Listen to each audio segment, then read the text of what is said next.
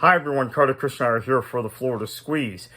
While Governor DeSantis goes to college football games, and I presumably took the state plane to College Station to see Miami and Texas A&M in the first round of the college football playoff, and while he spends time on social media lecturing us about what a horrible President Woodrow Wilson was and how great Calvin Coolidge was, typical conservative talking points. I'm not a huge Wilson fan, by the way, but there's a reason he's taking on that fight.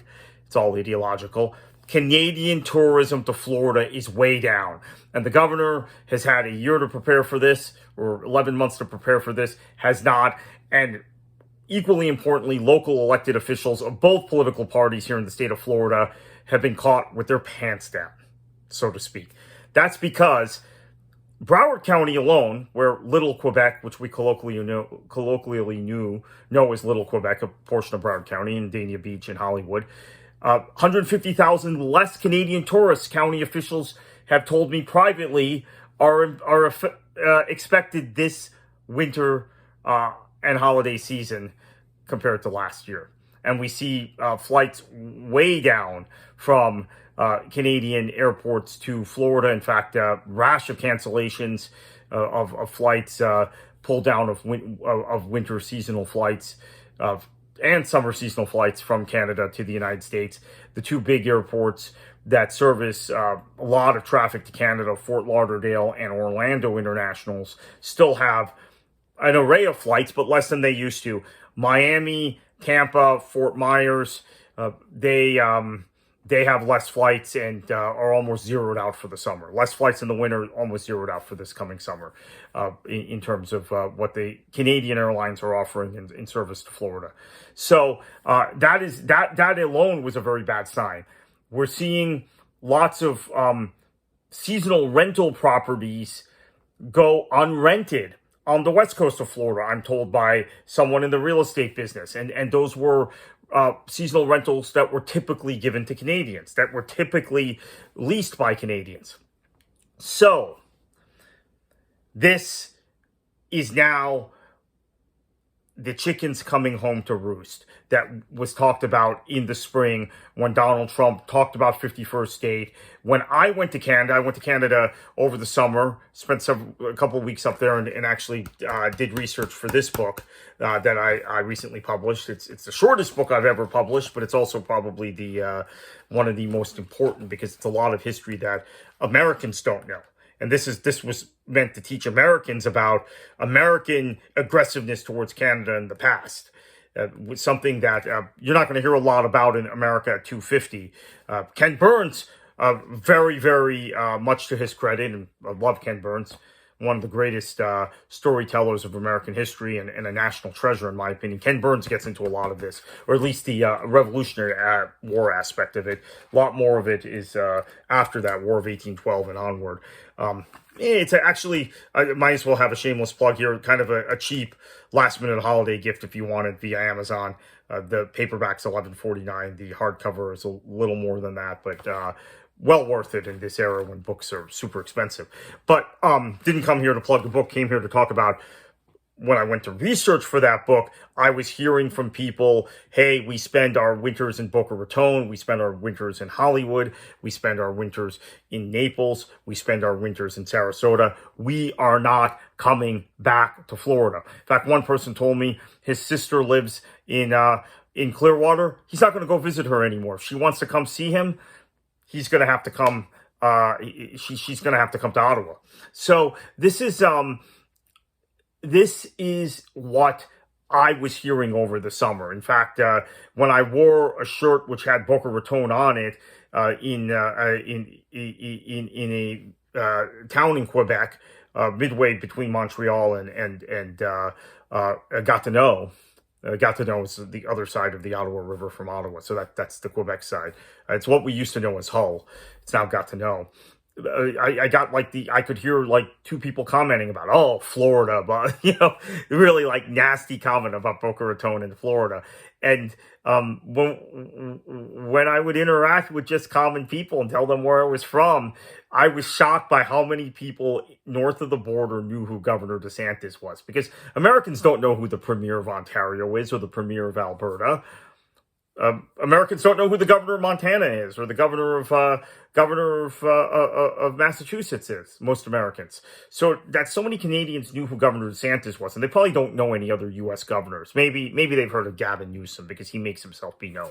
But that was a real sign that people were angry, and the anger didn't start with Donald Trump. Apparently, the anger started with DeSantis intervening, particularly in Ottawa. This is more of an Ottawa issue than a Quebec issue. In Ottawa, because DeSantis chose to, in their minds, in the minds of many Canadians, many people who live in the capital region, intervene in Canadian politics by very forcefully advocating the truckers' protest against during COVID in late 2021 and early 2022. And that, to many Canadians, was the interference in their domestic politics. The same thing Americans constantly complain about.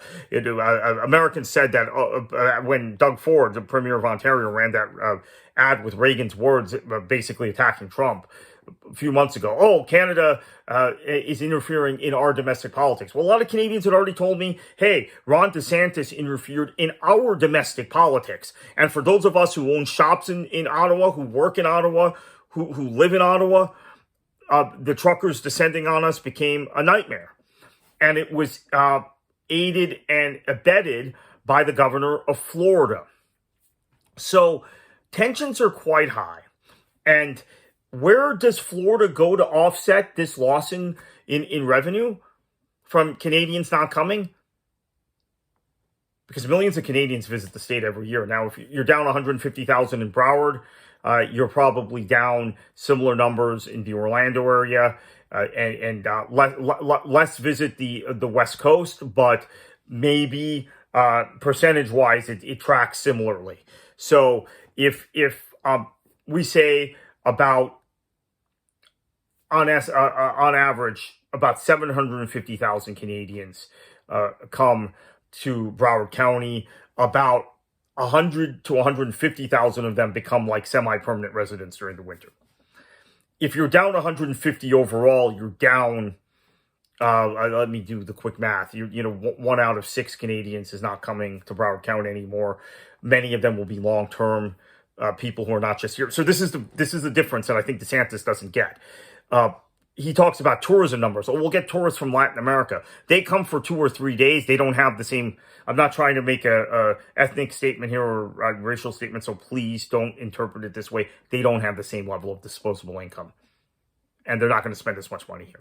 And they're not going to spend as much time here is the most important aspect of it. So you can just look at raw numbers and you can manipulate numbers any way you want and say, oh, we're getting more tourists from, Brazil now than we got before. And so who cares about the Canadians? They're being offset. The actual tangible impacts on Florida's economy are going to be enormous, potentially catastrophic for many communities along the beach. On the west coast of Florida and on the east coast, from basically Brevard County south on the east coast, or Daytona south on the east coast, Sarasota, Bradenton south on the west coast. I think that this is a very, very serious thing, and now we're seeing it actually play out.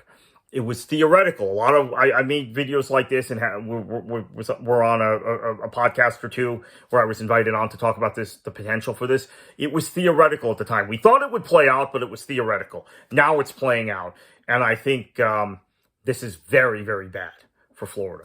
So let's see if the governor and the legislature even acknowledge it, or if they're just going to go along on their merry way. As they often do in Tallahassee. As someone who is a veteran of that scene, I know that they what public opinion generally doesn't affect them. Things that happen in the rest of the state during session generally don't affect them.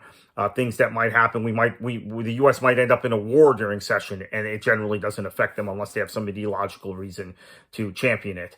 I was working as a legislative aide in Tallahassee in 1999 when the Kosovo War broke out. And 80 to 90% of the members didn't even know what was going on. I'm not kidding. I'm not joking. And that's been the kind of separation always with the legislature in Tallahassee. And many of them may not know until they get raw economic data, or unless there were leasers and lessers and real estate agents in their districts telling them, hey, that give them money, that be the key, that give them money, that are telling them this is an untenable situation. Because it is long-term an untenable situation. Because this state has not diversified its economy enough. And that is the fault of the people who have been leading this state for the last 25 years and those running the legislature. And this doesn't have to be partisan, but sometimes it ends up being partisan because that's only one party that's responsible for that. And they dismantled our film industry. They dismantled our high-tech industry. The centennial edition of the Boca Raton Tribune actually comes out in a few days. I wrote a long soliloquy about IBM, IBM's history in Boca Raton, and all of the high-tech businesses we had in the Boca area that are now gone. They're not here. They're not here anymore.